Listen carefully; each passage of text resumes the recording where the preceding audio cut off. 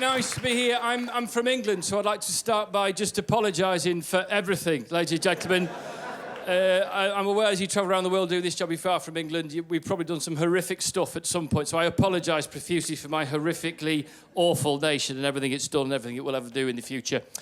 I've never been to Montreal before. I'm loving it. It's great. It's brilliant. What a cool, funky town you've got, yeah? Yeah. Real kind of metrosexual vibe out there, isn't there? Just much, yeah, I'm a metrosexual. Bow, bow, bow, bow, bow, bow. I'm a busy metrosexual. Bow, bow, bow. Yeah. My jeans are so tight. Where do I put my balls? You do the maths. I'm too busy ordering chocker, frapper, chicken mucker, flipper, frappuccinos. Yeah. In me rollerblades. Yeah. But you're savvy people, you know, like me, that the metrosexual is just a man who's at ease with both his masculine and feminine aspects. The metrosexual is nothing new. I remember when I was about 15, I fell head over heels in love with the girl who played the keyboards in the band Hanson. And, I know, turned out to be one of those pesky metrosexuals. And quite a dark point in a 15-year-old boy's life, being caught masturbating to Umbop. Every conceivable level, that's wrong, isn't it? I'm 38 years old now. I currently have a 4-year-old boy.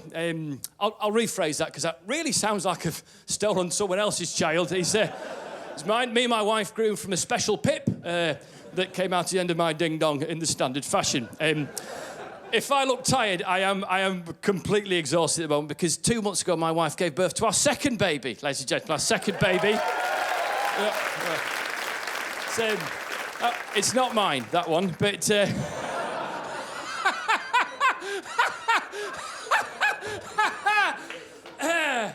Anyway, that's what they say about life, innit? You know, you just gotta take it on the chin and move on. The irony, of course, being if Helen had taken it on the chin, we wouldn't be in this horrific mess we currently find ourselves in, and I could have maybe written it off as an error of judgment on her part. I'm joking, relax. It's probably mine. But we had a daughter this time round, and it has changed me fundamentally. It's changed every fibre of my being, having a daughter. And I'm now proud to say, without any shame whatsoever, I'm a radical feminist. I mean this seriously, as honest as I'm stood in front of you. This matters to me. And I'm not trying to suck up to the ladies in the audience either, just kind of, oh ladies, yes. I mean it. If I could tuck my willy between my legs and do the ladyboy dance to show my solidarity, sisters, I would do, but it's too short and it pops out and it destroys the illusion. Because I mean it, because it is hard being a woman, isn't it, girls? This pregnancy Helen just went through was brutal. She went 2 weeks over her due date, right? So she's quite small, so she was ridiculously full of baby. Because 24 hours a day, she's got a little human being that she's unconditionally nurturing and loving inside her, just leaning on a bladder like that. Boom, there you go, you've pissed yourself. Achoo, there's a small turd as well. You weren't expecting that, were you? She dealt with it, because like all women, she's hard as nails. But the whole process of having children for me has just broken down all my barriers. It's just that there is so much poo in my life, it's impossible to avoid it. And potty training a toddler is insane. It's a bit like having a lovely, self-made, confident billionaire just strolling about your house, just happily pissing and shitting wherever he sees fit. As I can tell, just morning. Ugh.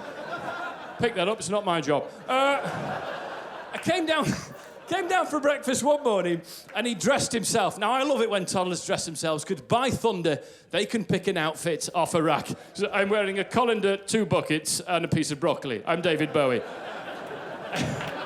Deal with it, old man, this is the future. And to be fair to my son, it was a bit of a more minimalist look this particular morning. He was completely naked, utterly Billy Bollocks, right?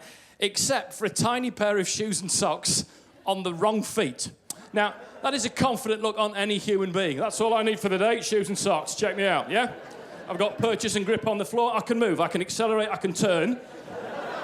But the best thing is I've got total freedom of movement. There we go. Once again, pick it up, not my job, dickhead. But my life is poo. My 4-year-old has no boundaries about poo at all. In fact, when I go for a poo, he follows me. He comes, it's really weird, and he sits in front of me on his potty, which he's too big for. It's freakish. And I poo, he wedges the door open, and I sit there pooing with another human man looking at me pooing, and we poo together, and he just chats. He just shoots the breeze. Relaxed with this. And when a kid poos, it will look at you, and it will totally eyeball you for focus. It just...